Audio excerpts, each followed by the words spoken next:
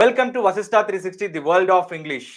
ఈరోజు ఈ క్లాస్లో నాకు అసలు ఇంగ్లీష్ ఏమీ రాదు కానీ ఖచ్చితంగా సీరియస్గా నేర్చుకుంటాను అనుకునే వాళ్ళ కోసము ఈ క్లాస్ని రూపొందించడం జరిగింది. అయితే ఎంతో కొంత వచ్చిన వాళ్ళకు ఇది అంత పెద్దగా ఉపయోగపడదు, కానీ ఖచ్చితంగా నాకు ఏమీ రాదు అనుకునే వాళ్ళకు, సీరియస్గా ఇప్పటి నుంచి నేర్చుకుంటా అనుకునే వాళ్ళకి మాత్రము ఇది ఒక బ్రహ్మాస్త్రం లాంటి క్లాస్. క్లాస్లోకి ఎంటర్ అయ్యే ముందు, అంటే క్లాస్ స్టార్ట్ చేసే ముందు మీకు రెండు అంశాలు చెప్పదలుచుకున్నాను. ఒక విషయం ఏంటి అని అంటే, నేను ఇక్కడ రాసినటువంటి ఇక్కడ మొత్తం 12 స్లైడ్స్ ఉన్నాయి.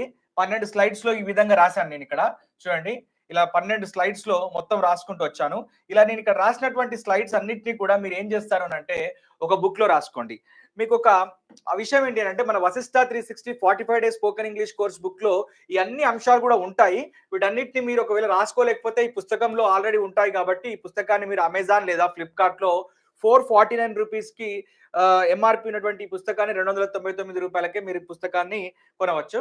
అయితే అలా బుక్ని నేను కొనలేను, 299 రూపీస్ నాకు బర్డెన్ ఉంటుంది అనుకున్నప్పుడు మీరు డైరెక్ట్గా దీని నుంచి కొనే ప్రయత్నం చేయొచ్చు, అంటే రాసుకునే ప్రయత్నం చేయొచ్చు ఇక్కడ క్లాస్ నుంచి. బట్ క్లాస్ని శ్రద్ధగా జాగ్రత్తగా వినండి. అండ్ ఈ క్లాస్ విన్న తర్వాత మీరు చేయాల్సినటువంటి రెండో పని ఏంటి అని అంటే, దీన్ని ఒక 21 రోజులు దీన్ని రెగ్యులర్ గా ప్రాక్టీస్ చేయండి. అండ్ 21 రోజులు రోజు ఒక 10-15 నిమిషాలు ఇలా నేను ఇప్పుడు కెమెరా వైపు చూస్తూ మీ అందరికి క్లాస్ చెప్తున్నాను కదా, అదే విధంగా మీరు ఏం చేస్తారనంటే ఇక్కడ చెప్పిన విధంగానే దీన్ని రోజు ఒక 10-15 నిమిషాలు బాగా ప్రాక్టీస్ చేస్తూ మాట్లాడటానికి ట్రై చేయండి. ఎందుకంటే మన నోరు తిరగాలి అని అంటే రోజు మనం ప్రాక్టీస్ చేయాలి. ఇంట్లో ప్రాక్టీస్ చేసిన తర్వాత బయట మనం ఆటోమేటిక్ గా దాన్ని మనం అమలు చేయొచ్చు, ఇంప్లిమెంట్ చేసుకోవచ్చు. రైట్. సో ఇప్పుడు మనము ఫస్ట్ క్లాస్ లోకి ఎంటర్ అయితే మనకు తెలిసిన విషయం ఏంటి, తెలుసుకోవాల్సిన విషయం ఏంటి అని అంటే, ఇక్కడ గుర్తుపెట్టుకోండి, ఇక్కడ మనకు కొన్ని హెల్పింగ్ వర్బ్స్ కనిపిస్తున్నాయి. ఈ హెల్పింగ్ వర్బ్స్ అన్నిటినీ కూడా మనము ఇవి హెల్పింగ్ వర్బ్సా, జెరెంట్సా ఏంటి అనేది మనకు అవసరం లేదు. అడ్జెక్టివ్స్, యాడ్వర్బ్సా, ప్రిపోజిషన్స్ ఏంటి అనేది అవసరం లేదు. కాకపోతే ఏంటి అంటే వీటిని కొన్ని పదాలు అనుకుందాము. ఈ పదాలను ఏ సందర్భాల్లో ఉపయోగించాలో అనే విషయాన్ని మాత్రమే తెలుసుకుందాము. ఎందుకనంటే ఒక పదాన్ని ఏ సందర్భాల్లో ఉపయోగిస్తే కరెక్ట్ గా ఉంటుంది అనే విషయం మనకు అర్థమైతే ఆ సందర్భంలో ఉపయోగిస్తాం. మనము ఇంగ్లీష్ కానీ లేదా హిందీ కానీ లేదా తెలుగు కానీ నేర్చుకున్నప్పుడు మనకు గ్రామర్ పెద్దగా అవసరం ఉండదు. కాకపోతే సందర్భానుసారంగా, సందర్భోచితంగా మనము ఆ పదాన్ని ఎక్కడ మాట్లాడాలి, ఆ వాక్యాన్ని ఎలా మాట్లాడాలి అనే విషయం తెలిస్తే సరిపోతుంది. అయితే దీనికంటే ముందు మీకు ఒక విషయం చెప్తాను. అదేంటి అని అంటే, ఇక్కడ చూడండి, ఈ పదాలు తెలియడానికంటే ముందు మీకు ఒక 7 పదాలు తెలియాలి. ఆ 7 పదాలు ఏంటి అని అంటే I, we, you, they, he, she, it. మరి ఈ 7 పదాల యొక్క తెలుగు మీనింగ్స్ ఏంటి అని ఒకసారి మనం చూద్దాం. ఈ 7 పదాల యొక్క తెలుగు మీనింగ్స్ ఏంటి అని మనం చూస్తే గనక ఇక్కడ మనం చూడొచ్చు. ఐ అంటే సింపుల్ గా నేను అని చెప్పి దాని అర్థం అన్నట్టు. ఐ అంటే నేను. ఫర్ ఎగ్జాంపుల్ మీరు ఐ అంటే నేను అని చెప్పి మీరు చెప్తున్నట్లు లెక్క అన్నట్టు. రైట్. వి అంటే మేము అని దాని అర్థం అన్నట్టు. వి అంటే మేము అని దాని అర్థం. యు అంటే నీవు లేదా సింపుల్ గా మీరు ఒకవేళ గౌరవంగా ఎక్కువ మంది ఉన్నప్పుడు కానీ లేకుంటే గౌరవంగా మాట్లాడినప్పుడు మీరు అని చెప్పి మాట్లాడొచ్చు. దే అంటే వారు లేదా వాళ్ళు అని వస్తుంది. హీ అంటే అతడు, హీ అంటే అతడు, షీ అంటే ఆమె, ఇట్ అంటే ఇది లేదా అది అని చెప్పి వస్తుంది. ఈ 7 పదాలు మాత్రం మనకు జాగ్రత్తగా ఈ 7 వర్డ్స్ కనుక నేర్చుకున్నట్లయితే ఇంగ్లీష్ మనకు ఫింగర్ టిప్స్ మీద ఈజీగా ఉంటుంది. ఈ 7 వర్డ్స్ అయితే ఖచ్చితంగా నేర్చుకోవాలి. వీటిని ప్రొనౌన్స్ అంటాము, సబ్జెక్టివ్ ప్రొనౌన్స్. ఒకసారి ఈ 7 పదాలని ఎలా గుర్తుపెట్టుకోవాలో చెప్పే ప్రయత్నం చేస్తాను. గుర్తుపెట్టుకోండి. ఇక్కడ ఈ ఫస్ట్ 4 వర్డ్స్ ని ఒక సెట్ గా గుర్తుపెట్టుకోవాలి. ఈ ఫస్ట్ 4 వర్డ్స్ ని ఒక ఫస్ట్ సెట్ గా గుర్తుపెట్టుకోవాలి. అండ్ నెక్స్ట్ వచ్చే 3 వర్డ్స్ ని సెకండ్ సెట్ గా గుర్తుపెట్టుకోవాలి. ఈ ఫస్ట్ వచ్చే సెట్ ని ఎలా గుర్తుపెట్టుకోవాలంటే I, we, you, they. I, we, you, they అని చెప్పి ఒక ఫస్ట్ సెట్ ని గుర్తుపెట్టుకోండి. అండ్ నెక్స్ట్ వచ్చే సెట్ ని ఎలా గుర్తుపెట్టుకుంటారంటే హీ, షీ, ఇట్ అని చెప్పి గుర్తుపెట్టుకుంటే సరిపోతుంది. సో ఇక్కడ హీ, షీ, ఇట్ అంటే third person, second person singular, third person singular ఇవన్నీ అవసరం లేదన్నట్టు. ఓకే. సో ఐ అంటే నేను, వి అంటే మేము లేదా మనము, యు అంటే మీరు లేదా నీవు, హీ అంటే అతడు, షీ అంటే ఆమె, ఇట్ అంటే అది లేదా ఇది, దే అంటే వారు లేదా వాళ్ళు. ఈ రకంగా మనం ఈ 7 పదాల్ని I we you they first set, he she it second set, ఈ 2 రకాలుగా గుర్తుపెట్టుకొని వీటి తెలుగు మీనింగ్స్ ని మనము జాగ్రత్తగా మనం మననం చేసుకుంటే సరిపోతుంది. ఇప్పుడు ఇది చేసిన తర్వాత ఏం చేస్తామనంటే, ఇదంతా రాసుకోండి మీరు. దీన్ని ఇది చేసిన తర్వాత మనం ఏం చేయాలి అనంటే, జాగ్రత్తగా ఇప్పుడు చూడండి ఇక్కడ ఈ పదాలను యొక్క మీనింగ్స్ తెలుసుకోవాలి. వాటిని ఏ సందర్భంలో యూజ్ చేస్తామో కూడా నేర్చుకోవాలి. డూ అండ్ డస్ ని ఎప్పుడు ఉపయోగిస్తామనంటే, సాధారణంగా ఈ డూ అండ్ డస్ ని ఎప్పుడు ఉపయోగించాలి అనంటే, ప్రతిరోజు అలవాటుగా క్రమం తప్పకుండా చేసే పనులకు ఉపయోగించాలి. ప్రతిరోజు అలవాటుగా క్రమం తప్పకుండా చేసే పనులను ఇంగ్లీష్ లో ఏమంటారు అనంటే హ్యాబిట్స్ అంటారు. వాటిని హ్యాబిచువల్ యాక్షన్స్ అని అంటారు. అంటే ప్రతిరోజు అలవాటుగా క్రమం తప్పకుండా చేసే పనులు ఏముంటాయి? నిద్ర లేవటం ఉంటుంది, పడుకోవటం ఉంటుంది, తినటం ఉంటుంది, ఆఫీస్కి వెళ్ళటం ఉంటుంది, స్కూల్కి వెళ్ళటం ఉంటుంది, కాలేజ్కి వెళ్ళటం ఉంటుంది, లేదా ఏదైనా నేర్చుకోవటం ఉంటుంది, డిన్నర్ చేయటం ఉంటుంది, బ్రేక్ఫాస్ట్ చేయటం ఉంటుంది, పూజ చేయటం ఉంటుంది, పేపర్ చదవటం ఉంటుంది. ఒక్కొక్కరికి ఒక హ్యాబిట్ ఉంటుంది. పిల్లలకు స్కూల్ గోయింగ్ చిల్డ్రన్ అయితే వాళ్ళకి ఒక హ్యాబిట్ ఉంటుంది. ఆఫీస్కి వెళ్ళే వాళ్ళకైతే వాళ్ళకు ఒక హ్యాబిట్ ఉంటుంది. ఒక హోమ్ మేకర్కి ఒక హ్యాబిట్ ఉంటుంది. సో వాళ్ళ యొక్క ప్రొఫెషన్ బేస్ చేసుకొని డిఫరెంట్ హ్యాబిట్స్ ఉంటాయి. సో వాటిని మనం చెప్పినప్పుడు ఈ డూ అండ్ డస్ ని యూజ్ చేసి చెప్తాము. అయితే ఐవి యూదే ఉన్నప్పుడు డూ యూజ్ చేసి చెప్పాలి. హీ షీ ఇట్ ఉన్నప్పుడు డస్ యూజ్ చేసి చెప్పాలి. ఎలా చెప్పాలనే విషయాన్ని నేను మీకు ఇప్పుడు ఒకసారి చెప్పే ప్రయత్నం చేస్తాను. ఇక్కడ చూడండి, ఐ వి యు దే ఉన్నప్పుడు మనము డూని యూజ్ చేసి చెప్తాం.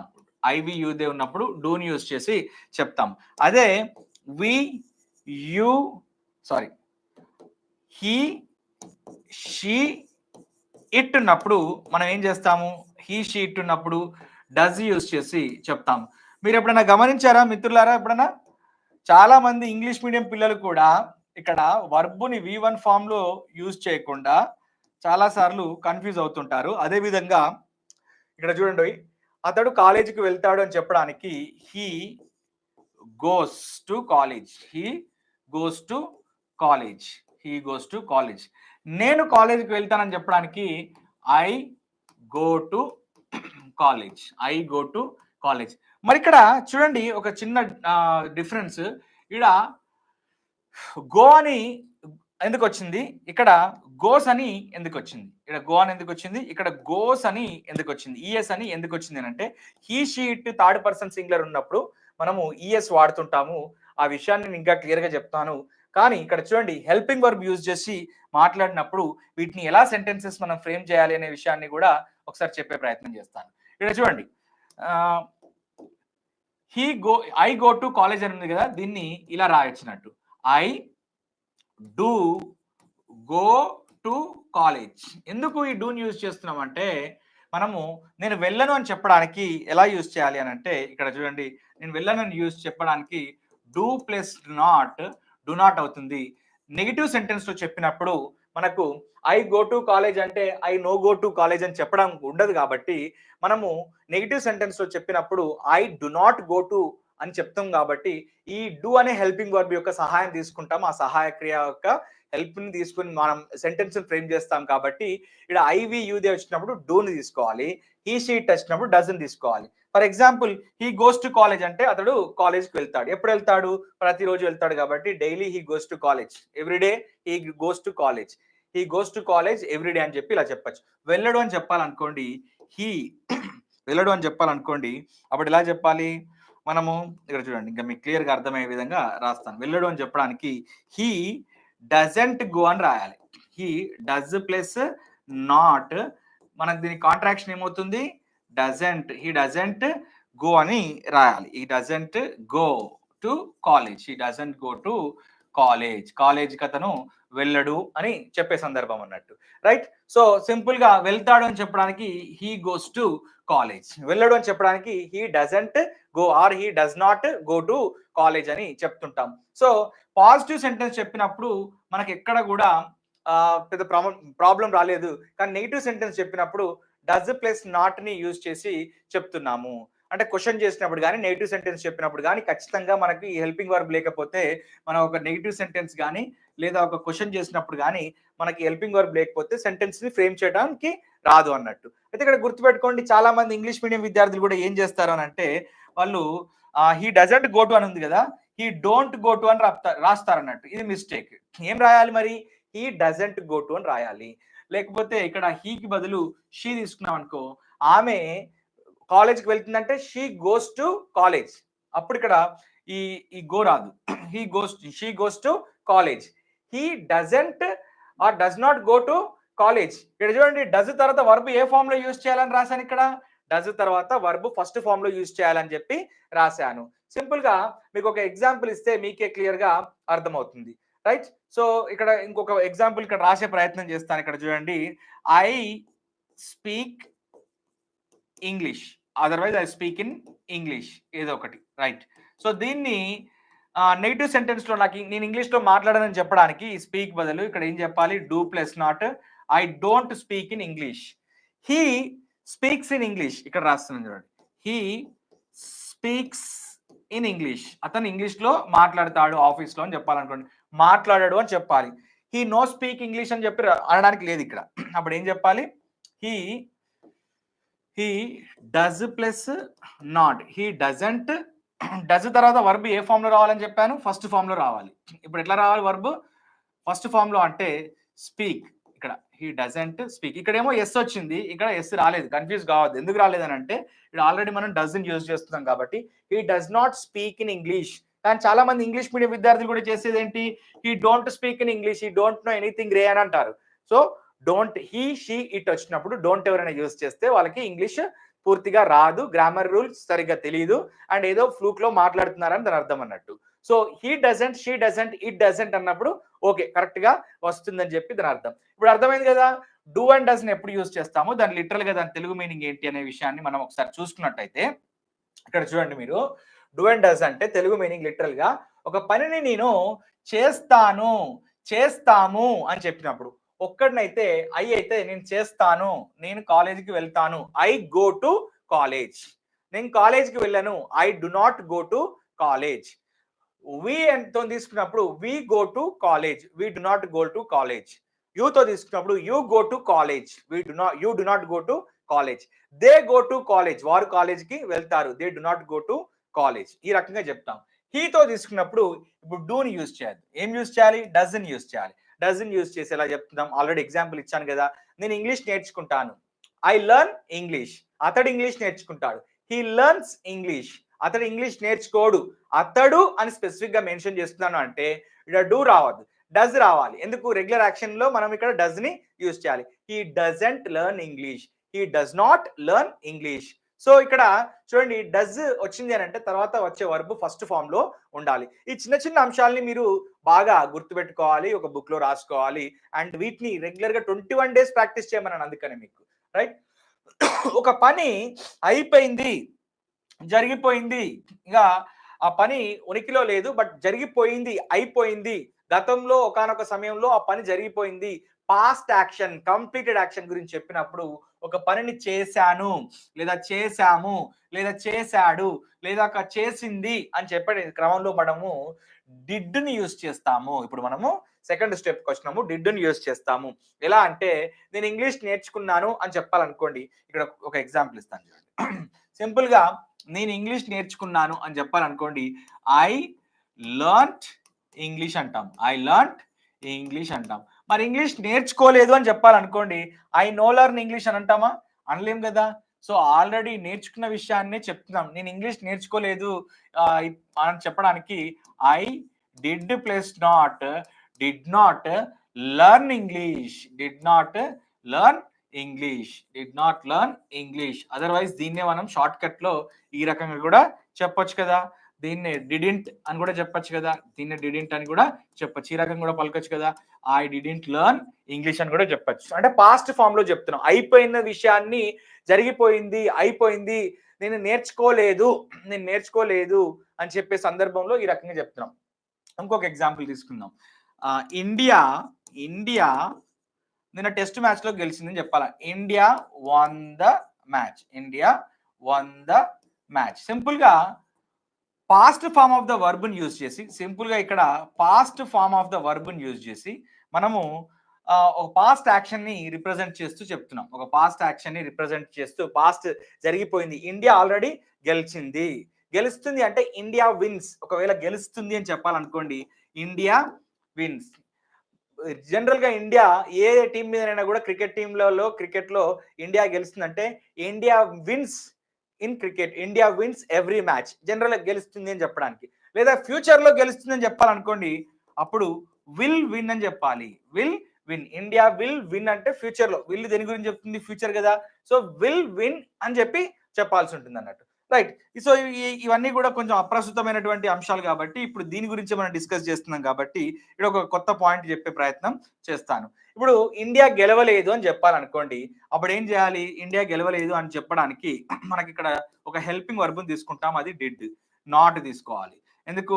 నాట్ అంటే నెగిటివ్ సెంటెన్స్ లో చెప్తాం, కాదు, లేదు, కుదరదు, జరగలేదు అని చెప్పే సందర్భాల్లో నాట్ అని తీసుకుంటాం.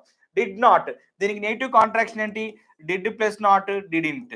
So India did not win the match. Did తర్వాత ఏం రావాలి?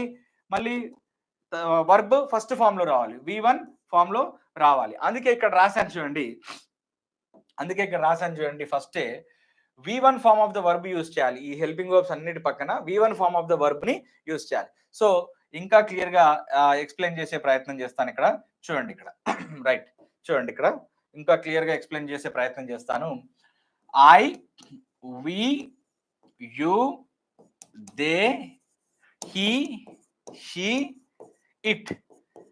సో గతంలో జరిగిపోయిన పనులకు సాధారణంగా మనము ఏం చేస్తున్నాము? డిడ్ ని యూజ్ చేస్తున్నాం. గతంలో జరిగిపోయిన పనులకు మనం డిడ్ అనే హెల్పింగ్ వర్బ్ ని యూజ్ చేస్తున్నాం. సో డిడ్ తర్వాత మనం వర్బ్ ఏ ఫామ్ లో యూజ్ చేయాలి? ఏ ఫామ్ లో యూజ్ చేయాలి? ఫస్ట్ ఫామ్ లో యూజ్ చేయాలి. కొన్ని వర్బ్స్ తీసుకుందాం. వర్బ్స్ ఏ ఫామ్ లో యూజ్ చేయాలి? ఫస్ట్ ఫామ్ లో తీసుకోవాలి. వర్బ్స్ ని కొన్ని తీసుకుందాం. ఏం తీసుకుందాము? స్పీక్ తీసుకుందాము, లేదా డ్రింక్ తీసుకుందాము. డ్రింక్ అంటే తాగటము, డ్రింక్ తీసుకుందాము. లేదా ఇంకేం తీసుకుందాము? వాచ్ తీసుకుందాము. వాచ్ అంటే చూడటం, వాచ్ తీసుకుందాం. లేదా ప్లే తీసుకుందాము. ఇంకేం తీసుకుందాము? సింగ్ తీసుకుందాము. ఇంకేం తీసుకుందాము? లర్న్ తీసుకుందాము. Learn, okay, learn, speak, drink, drive తీసుకుందాము. Drive, okay, right. దీంట్లో ఏదైనా ఒక ఎగ్జాంపుల్ ని సెలెక్టివ్ గా తీసుకొని మనము సెంటెన్సెస్ ని ఫామ్ చేయడానికి ప్రయత్నం చేద్దాము. రైట్. ఐ అంటే ఏంటి? నేను నేను మాట్లాడలేదు అని చెప్పాలనుకోండి. నేను ఇంగ్లీష్ లో మాట్లాడలేదు, లేదా నేను ఒక సినిమా చూడలేదని చెప్పాలి. చూడలేదు, వాచింగ్ ఏ సినిమా అనేది మనకు తెలుసు. సినిమా చూడటాన్ని మనం వాచ్ అంటామనే విషయం తెలుసు. చూడలేదు అని చెప్పడానికి ఇక్కడ డిడ్ ని తీసుకుని నాట్ ని తీసుకుంటే సరిపోతుంది. I did not watch the movie. I did not watch the movie. మేము చూడలేదని చెప్పాలంటే we did not watch the movie. మీరు చూడలేదని చెప్పడానికి you did not watch the movie. వారు చూడలేదంటే they did not watch the movie. అతడు చూడలేదంటే he did not watch the movie. ఆమె చూడలేదంటే she did not watch the movie. అది లేదా ఇది చూడలేదనంటే it did not watch the movie. నేను క్రికెట్ ఆడలేదని చెప్పాలనుకోండి, I did not play. I did not play, నేను ఆడలేదు అని చెప్పడానికి I did not play.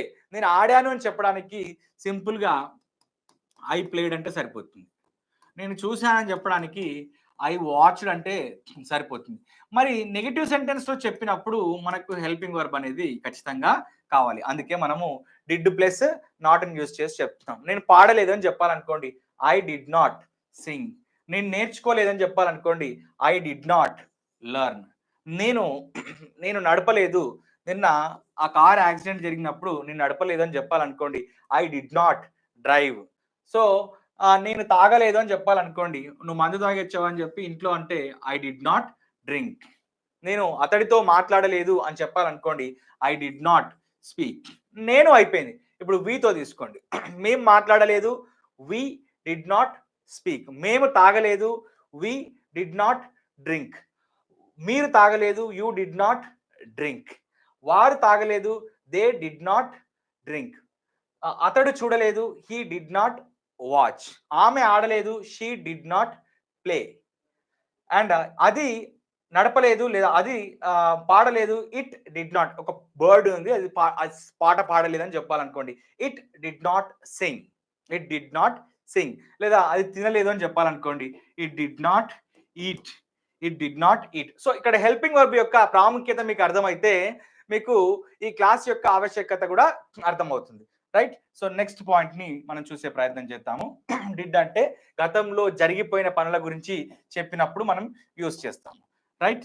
And ఇక్కడ షెల్ విల్ ని ఎక్కడ యూజ్ చేస్తారో ప్రతి ఒక్కరికి తెలుసు. ఇంగ్లీష్ వచ్చినా రాకపోయినా, అవగాహన ఉన్నా లేకపోయినా, షెల్ అండ్ విల్ అంటే భవిష్యత్తులో జరిగే పనుల గురించి కానీ, భవిష్యత్తులో చేస్తాను, చేస్తాము, చేస్తాడు, చేస్తది అని చెప్పే క్రమంలో మనము షెల్ విల్ యూజ్ చేయాలి. మరి షెల్ యూజ్ చేయాలన్నా, విల్ యూజ్ చేయాలి అని అంటే ఏది యూజ్ చేసినా ఏం కాదు. బట్ నేను పర్సనల్‌గా మీకు ఏం సజెస్ట్ చేస్తానంటే విల్‌ని యూజ్ చేయండి సరిపోతుంది. షెల్ యూజ్ చేయకపోయినా గానీ ఏం కాదు. ఐ విల్ కమ్ అంటే నేను వస్తాను. ఐ షల్ కమ్ అన్నా నేను వస్తాను. ఎప్పుడు? భవిష్యత్తులో. రేపు అనంటే tomorrow. I will come tomorrow అంటే రేపు నేను వస్తాను. రేపు నేను మీకు ఒక కొత్త క్లాస్ ఎక్స్‌ప్లెయిన్ చేస్తానని చెప్పాలనుకోండి. I will explain a new concept. I will explain a new concept రేపు కాబట్టి tomorrow. I will explain a new concept tomorrow. I shall explain a new concept tomorrow అంటే తప్పా మరి? కాదు. కానీ నేను మీకు పర్సనల్‌గా రికమెండ్ చేస్తుంది విల్‌ని ఈ రకంగా ఉపయోగించి చెప్పండి. రేపు నేను క్లాస్ తీసుకోను అని చెప్పాలనుకోండి. I won't take any class. రేపు నేను క్లాస్‌కి అటెండ్ అవ్వట్లేదని చెప్పాలంటే I won't attend any class. రేపు నేను క్లాస్‌కి రాను. I won't come to the class room అని ఈ రకంగా చెప్తుంటాము. అదే విధంగా ఇక్కడ మీకు అర్థమైంది కదా! విల్ తర్వాత కూడా వర్బ్‌ని ఏ ఫార్మ్‌లో యూజ్ చేయాలి? ఫస్ట్ ఫార్మ్‌లో యూజ్ చేసి చెప్పాలి. అంటే మీరు ఏం చేస్తారు అనంటే ఇక్కడ సింపుల్‌గా ఒక 10 వర్బ్స్‌ని సెలెక్ట్ చేసుకోండి. 21 రోజులకు మీరు ఒక 10 వర్బ్‌లను సెలెక్ట్ చేసుకోండి. 10 వర్బ్‌లను సెలెక్ట్ చేసుకొని ఫస్ట్ చెప్పిన విధంగా I, we, you, they, he, she, it ఉన్నాయి కదా! వీటిని మొత్తం ఫస్ట్ డే మొత్తం ప్రాక్టీస్ చేయండి. ఎన్ని నిమిషాలు ప్రాక్టీస్ చేస్తారు ప్రతిరోజు? జస్ట్ 10-15 మినిట్సే ప్రాక్టీస్ చేయండి. గంటలు గంటలు ప్రాక్టీస్ చేస్తే 4 రోజుల తర్వాత మొనోటోనీ వస్తుంది. అంటే బోర్ కొడుతుంది. సో 10-15 మినిట్స్ కంటే ఎక్కువగా చేయకండి. బట్ కన్సిస్టెన్సీ మెయింటైన్ చేస్తూ చేయండి. మీకు మీరే మాట్లాడుతూ చేయండి. I, we, you, they, he, she, it అని చెప్పాను కదా! 7 పదాలని. ఈ 7 పదాల్లో ఫస్ట్ దాంతో ఇక డూతో, డస్‌తో ఒకసారి వర్బ్‌ని ఫస్ట్ వి1 form of the verb 10 verbs తీసుకోమన్నాను కదా! ఒక వర్బ్‌తో ఇలా ప్రాక్టీస్ చేసే ప్రయత్నం చేయండి. నెక్స్ట్ డిడ్‌తో ఒక రోజు తీసుకోండి. షెల్ విల్‌తో ఒక రోజు తీసుకొని చెప్పండి. అంటే భవిష్యత్తులో చేసే పనులు కాబట్టి షెల్ విల్‌తో ఒక రోజు చేసే ప్రయత్నం చేయండి. ప్రాక్టీస్ చేసే పని చేయండి. నెక్స్ట్ ఇప్పుడు కెన్ గురించి తెలుసుకునే ప్రయత్నం చేద్దాము. కెన్ అంటే ప్రెజెంట్ ఎబిలిటీ గురించి చెప్తుంది. అంటే ప్రస్తుత సామర్థ్యం గురించి చెప్తుంది. ఇప్పుడు నేను 4 గంటల క్లాస్ చెప్పగలను. లైవ్‌లో నేను నిల్చొని 4 గంటలు క్లాస్ చెప్పగలను అని చెప్పాలనుకోండి. I can teach 4 hours of class. I can stand 4 hours. I can teach whole day. I can teach the whole day. ఈ రకంగా చెప్పొచ్చు అన్నట్టు. అంటే నా ప్రస్తుత సామర్థ్యాన్ని నేను చెప్తున్నప్పుడు నేను ఈ పనిని చేయగలను, చేయగలము, చేయగలడు, చేయగలదు అని చెప్పినప్పుడు I can, we can, you can, they can, he can, she can, it can ఈ రకంగా మనము యూజ్ చేస్తుంటాం. ఐ కెన్ అంటే నేను చేయగలను. వీ కెన్ అంటే మీరు చేయగలరు. దే కెన్ అంటే వారు చేయగలరు. యూ కెన్ అంటే మీరు చేయగలరు. హీ కెన్ అంటే అతడు చేయగలడు. షీ కెన్ అంటే ఆమె చేయగలదు. ఇట్ కెన్ అంటే అది లేదా ఇది చేయగలదు అని చెప్పి దాని అర్థం అన్నట్టు. సో ఈ కెన్‌కి నాట్ యాడ్ చేస్తే ఏమవుతుంది? కెన్‌కి నాట్ యాడ్ చేస్తే కెనాట్ అవుతుంది అన్నట్టు. I can't. ఐ క్యాంట్ అంటే ఏంటి? నేను చేయను అన్నట్టు. వి క్యాంట్ అంటే ఏంటి? మేము చేయలేము అన్నట్టు దాని అర్థం. సో ఈ రకంగా ఈ హెల్పింగ్ వర్బ్స్ తో పాజిటివ్ సెంటెన్స్ చెప్పిన తర్వాత వీటికి సింపుల్ గా అన్ని హెల్పింగ్ వర్బ్స్ కి నాట్ యూజ్ చేసి నెగెటివ్ సెంటెన్సెస్ ని కూడా చెప్పే ప్రయత్నం చేయండి. అంటే సింపుల్ గా నేను ఏం చెప్తున్నానంటే ఒక్కొక్క రోజు ఐతో తీసుకోండి. ఐతో తీసుకున్న తర్వాత ఐతో డూతో తీసుకోండి. నెక్స్ట్ డిడ్‌తో తీసుకోండి. ఐతోనే డిడ్‌తో తీసుకోండి. తర్వాత విల్‌తో తీసుకోండి. తర్వాత కెన్‌తో తీసుకోండి. రైట్? సో తర్వాత కుడ్‌తో తీసుకోండి. ఇలా ఇంకా నేను చాలా ఎగ్జాంపుల్స్ ఇస్తున్నాను కదా! వీటి తర్వాత వర్బ్‌ని వి1 ఫార్మ్‌లో తీసుకోండి. వి1 ఫార్మ్ ఆఫ్ ద వర్బ్స్ ఎన్ని తీసుకుంటారు? ఒక 10 తీసుకోండి. మీకు ఏవైనా నచ్చినవి ఏదైనా తీసుకోండి. లెర్న్ కావచ్చు, ఈట్ కావచ్చు, ఇప్పుడు నేను రాస్తున్నాను కాబట్టి రైట్ కావచ్చు, మీరు వింటున్నారు కాబట్టి లిజన్ కావచ్చు, మీరు చూస్తున్నారు కాబట్టి వాచ్ కావచ్చు, మీరు నేర్చుకుంటున్నారు కాబట్టి ప్రాక్టీస్ కావచ్చు, ఇంకా ఇలా ఏదైనా మీరు ఒక 10 వర్బ్స్ తీసుకోండి. There are thousands of verbs in our Vashishta 360 spoken English book లో థౌసండ్స్ ఆఫ్ వర్బ్స్ ఉంటాయి. ఈ బుక్ ని మీరు అమెజాన్ లో, ఫ్లిప్కార్ట్ లో కొనవచ్చు. రైట్? సో ఇలా వర్బ్స్ తీసుకొని ఐతో చెప్పండి. ఐతో చెప్పిన తర్వాత నెక్స్ట్ ఏం చేస్తారనంటే వీతో చెప్పండి. నెక్స్ట్ యూతో చెప్పండి. నెక్స్ట్ దేతో చెప్పండి. ఈ రకంగా హీతో చెప్పండి, షీతో చెప్పండి, ఇట్‌తో చెప్పండి. ఈ రకంగా రోజు నేను చెప్పిన విధంగా ప్రాక్టీస్ చేస్తే 21 రోజుల తర్వాత ఈ కన్సిస్టెన్సీతో మీ మైండ్‌లో ఇది కంప్లీట్‌గా ఈ సాఫ్ట్‌వేర్ అంతా కూడా ఇన్‌స్టాల్ అయిపోయి సబ్ కాన్షియస్ మైండ్ లో మీకు ఇదంతా సేవ్ అయి ఉంటుంది కాబట్టి ఎక్కడ ఎవరితోనైనా మాట్లాడినప్పుడు ఆటోమేటిక్ గా ఇది మీకు బయటికి తన్నుకొని వస్తుంది అన్నట్టు. Okay, right. సో ఇప్పుడు మళ్ళీ బ్యాక్ టు ద క్లాస్ మనం వెళ్తే కనుక ఇక్కడ చూడండి, కెన్ అంటే ఏం చెప్పాను మీకు, ప్రస్తుత సామర్థ్యాన్ని తెలియజేసేది ప్రజెంట్ ఎబిలిటీ. ప్రస్తుత సామర్థ్యాన్ని తెలియజేసేది ప్రజెంట్ ఎబిలిటీ. మరి కుడ్ అంటే దేని గురించి చెప్తుంది? కుడ్ అంటే గతంలో చేయగలిగాను అని చెప్పే క్రమంలో, అంటే కెన్కి ఆపోజిట్ లో, అంటే కెన్కి పాస్ట్ ఫామ్, ఆపోజిట్ కాదు, కెన్కి పాస్ట్ ఫామ్ లో చెప్పేది గతంలో చేయగలిగాను, పాస్ట్ ఎబిలిటీలో చెప్పేది మనము ఎప్పుడు ఇలా చెప్పొచ్చినట్టు చేయగలిగాను. ఇప్పుడు నేను 5 కిలోమీటర్లు 5 km కొట్టలేను, కానీ ఒకప్పుడు ఐ కుడ్ రన్ 5 kilometers. అప్పుడు పోలీస్ ఈ కాంపిటీషన్స్ కి ఉంటాయి, competitive examinations, SI constable competition exams లో వీటిలో ఏం చేసేవాళ్ళు అని అంటే 5 km రన్ కొట్టించేవాళ్ళు అన్నట్టు. అంటే 5 km ఫిజికల్ ఈవెంట్స్ లో 5 km రన్ కి ప్రాక్టీస్ చేయించేవాళ్ళు. అప్పుడు అంటే పరిగెత్తగలం కాబట్టి, ఇప్పుడు ఏజ్ పెరిగింది కాబట్టి ఇప్పుడు పరిగెత్తలేను అని చెప్పడానికి ఐ కుడ్ నాట్ రన్, కుడ్డుకి నాట్ యాడ్ చేస్తే కుడ్ నాట్ రన్ అవుతుంది అన్నట్టు. ఐ కుడెంట్ రన్ అన్నట్టు. ఇప్పుడు నాకు ఆ సామర్థ్యం అప్పుడు నాకు లేదు అని చెప్పడానికి ఐ కుడ్ నాట్ రన్. ఒకవేళ ఉంది, ఇప్పుడు కూడా ఉంది అని చెప్పడానికి ఐ కెన్ రన్. ఒకప్పుడు చేయగలిగాను అని చెప్పడానికి ఐ కుడ్ రన్ అని చెప్పి చెప్తారు. I could run, I could speak, I could go, I could stand, I could teach.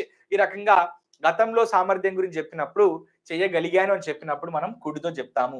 ప్రస్తుత సామర్థ్యం గురించి చెప్పినప్పుడు, చేయగలను ఇప్పుడు అని చెప్పినప్పుడు కెన్తో చెప్తాము. రైట్.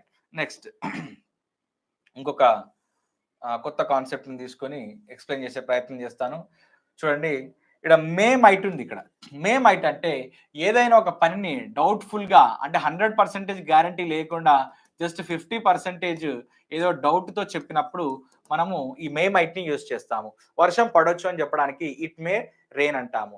ఆమె రావచ్చు అంటే షీ మే కమ్ అని చెప్తుంటాం. ఇక్కడ కూడా వర్బ్ ని ఏం చేయాలి అని అంటే, ఈ హెల్పింగ్ వర్బ్స్ తర్వాత కూడా వర్బ్ ని ఫస్ట్ ఫామ్ లోనే యూజ్ చేయాలి. ఫస్ట్ ఫామ్ లోనే యూజ్ చేసి చెప్తే బాగుంటుంది. నేను చెప్పినట్టు మీరు ఏదైనా 10 వర్బ్స్ సెలెక్ట్ చేసుకోండి. 10 కాకపోతే మీకు ఇంగ్లీష్ లో బాగా మాట్లాడాలనే ఒక ఎంతూజియాజం, జీల్ కనుక ఉంటే 20 సెలెక్ట్ చేసుకోండి.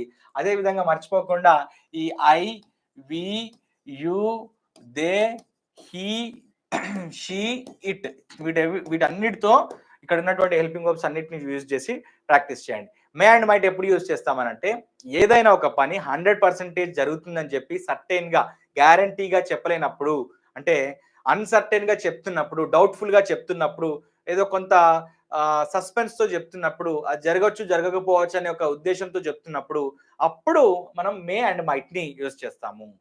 కానీ గుర్తుపెట్టుకోండి, ఈ మేని ఎప్పుడు యూజ్ చేయాలి, మైట్ ని ఎప్పుడు యూజ్ చేయాలని చెప్పి చాలా మంది కన్ఫ్యూజ్ అవుతుంటారు. నేనేం చెప్తానంటే, మేకి బదులు మైట్ ని, మైట్ కి బదులు మేని మీరు యూజ్ చేస్తే ఎలాంటి తప్పు ఉండదు. అండ్ మీరు కనుక డైరెక్ట్ ఇండైరెక్ట్ స్పీచ్ లో నేర్చుకున్నప్పుడు మేన్ ఎప్పుడు యూజ్ చేయాలి, మైట్ ని ఎప్పుడు యూజ్ చేయాలని స్పెసిఫిక్ గా చెప్తాను. బట్ ఆ సందర్భం కాకుండా సాధారణంగా యూజ్ చేయాల్సి వస్తే you can either use may or might alternatively. ఇందాక నేను ఏం చెప్పాను, మీకు షెల్ యూజ్ చేయాలా లేదా విల్ యూజ్ చేయాలా అనే ఒక సందిగ్ధం కనుక వస్తే you better go with will. మీరు ప్రతిసారి విల్ తోనే మాట్లాడండి. షెల్ తో మాట్లాడతానంటే నో ప్రాబ్లం. ఓకే, అదే విధంగా మేన్ యూజ్ చేయాలా, మైట్ యూజ్ చేయాలా అంటే యూ కెన్ యూజ్ ఐదర్, కానీ మేతో చెప్పే ప్రయత్నం చేయండి. రైట్. సో నేను రేపు రాకపోవచ్చు అంటే గ్యారంటీనా, లేకపోతే కొంత డౌట్ఫుల్ గా చెప్తున్నానా, నేను గ్యారంటీ లేకుండా చెప్తున్నానా? నేను రేపు రాకపోవచ్చు అంటే, నేను రేపు వస్తాను అని చెప్పి చెప్పాలనుకోండి, ఖచ్చితంగా ఐ విల్ కమ్ అని చెప్పి చెప్తాం. రాకపోవచ్చు అని అంటే I may not come, May plus not, may not come, ఈ రకంగా చెప్పాలి. షుడ్ అంటే ఒక పనిని చెయ్యాలి. ఎవరికైనా మనం అడ్వైజ్ ఇచ్చినప్పుడు, సాధారణంగా దీన్ని ఎవరికైనా మనము సజెషన్ కానీ అడ్వైజ్ కానీ ఈ రకంగా ఇచ్చినప్పుడు, మీరు వెయిట్ తగ్గాలి అని చెప్పి నాకు చెప్తున్నారు. సార్ మీరు బాగా వెయిట్ పెరిగారు, మీరు వెయిట్ తగ్గాలని చెప్పాలనుకోండి, నాకు అడ్వైజ్ ఇస్తున్నారు మీరు. అప్పుడు ఎలా చెప్తారు? Sir you should put off your weight అని చెప్పాలి. You should put off your weight or you should lose some weight అని చెప్పి చెప్తున్నారు అన్నట్టు. So you should maintain your body, you should be fit అని చెప్పి చెప్తున్నారు అన్నట్టు. సో షుడ్ అంటే ఎవరికైనా అడ్వైస్ చెప్పినప్పుడు కానీ, లేదా రెస్పాన్సిబిలిటీ, నా రెస్పాన్సిబిలిటీ ఏంటి, I should take the class every day, I should educate the next generation of the society, I should encourage new talents అని చెప్పి నా రెస్పాన్సిబిలిటీస్ చెప్పినప్పుడు కూడా మనం షుడ్ యూజ్ చేస్తాం. ఈ రకంగా first form of the verb use చేసి చెప్తాం. మస్ట్ అంటే ఏంటి? మస్ట్ అంటే ఇంకా కొంత ఎక్కువ ఎంఫసిస్ చేసి నొక్కి చెప్పినప్పుడు, తప్పకుండా అని చెప్పినప్పుడు, ఖచ్చితంగా అని చెప్పినప్పుడు, ఇంకా నొక్కి చెప్పినప్పుడు, మీరు నాకు సీరియస్‌గా సార్ మరీ ఓవర్ వెయిట్ పెరుగుతున్నారు, మీరు తగ్గాలి అంటే you must put off your wait and you must maintain physique అని చెప్పినప్పుడు, మస్ట్ అంటే గట్టిగా నొక్కి ఒత్తి చెప్పినప్పుడు, ఖచ్చితంగా అని చెప్పినప్పుడు మనం మస్ట్‌ని యూజ్ చేస్తాం. మరి మస్ట్ యూజ్ చేయాలా? షుడ్ యూజ్ చేయాలంటే ఆల్టర్‌నేటివ్‌గా ఏదైనా యూజ్ చేయండి. It is your wish. అప్పుడు అది పెద్దగా దానికి ఏం పెద్దగా ఇక్కడ కంపల్షన్ ఏం లేదు ఇక్కడ. వుడ్ వుడ్ అంటే ఒకప్పుడు చేసేవాడిని అని చెప్పే క్రమంలో I would go to school, I would watch movies, I would play cricket. ఒకప్పుడు నేను ఆడుతుండేవాడిని.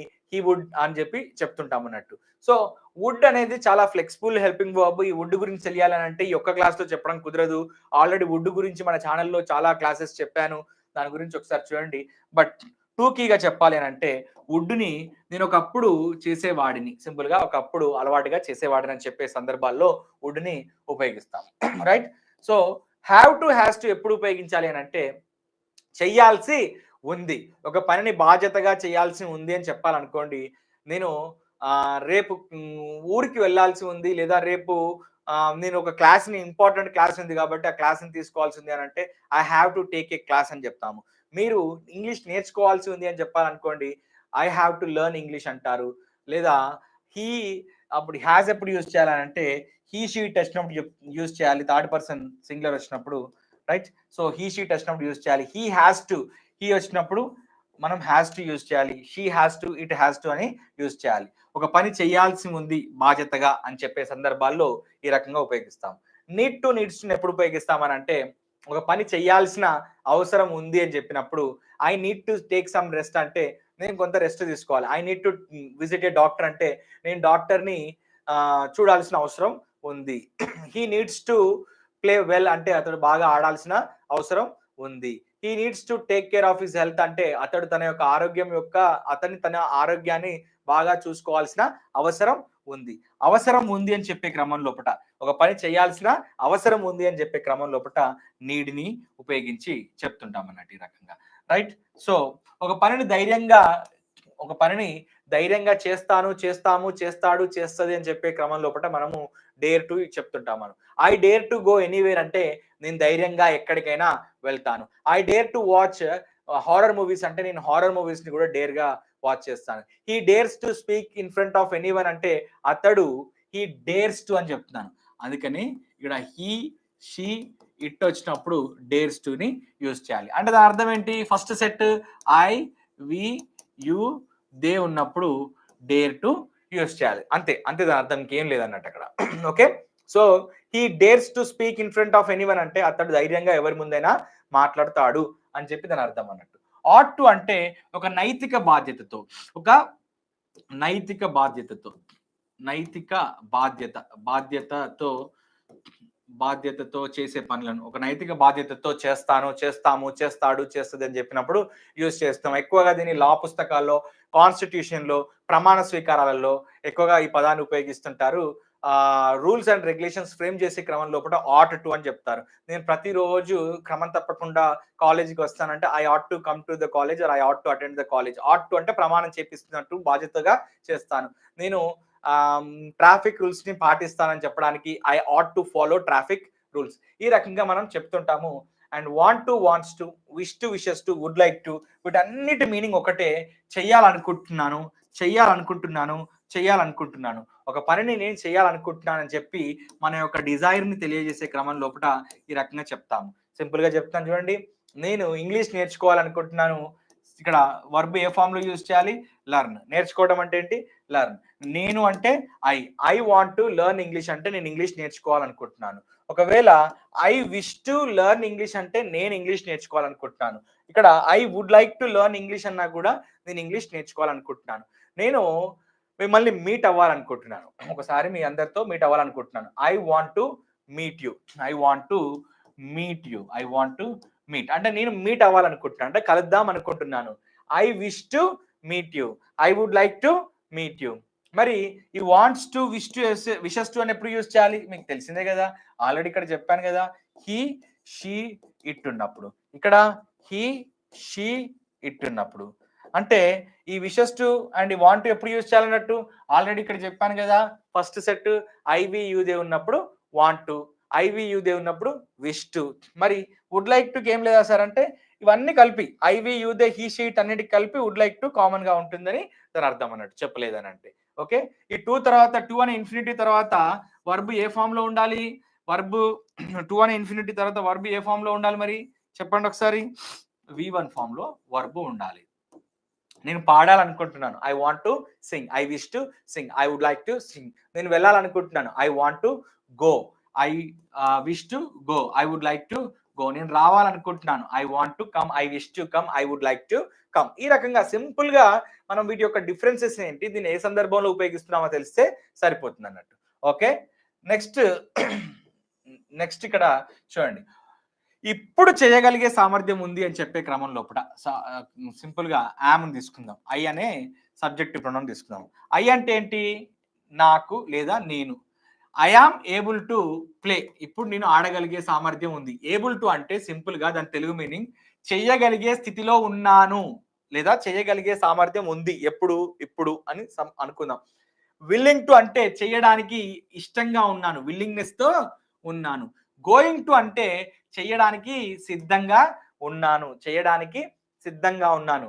I'm going to start a new business, I'm going to right a book, I'm going to start a new course, I'm going to start A institution, offline institution అంటే చేయడానికి సిద్ధంగా ఉన్నాను. Planning to అంటే ఒక ప్రణాళికతో ఉన్నాను అని చెప్పి దాని అర్థం.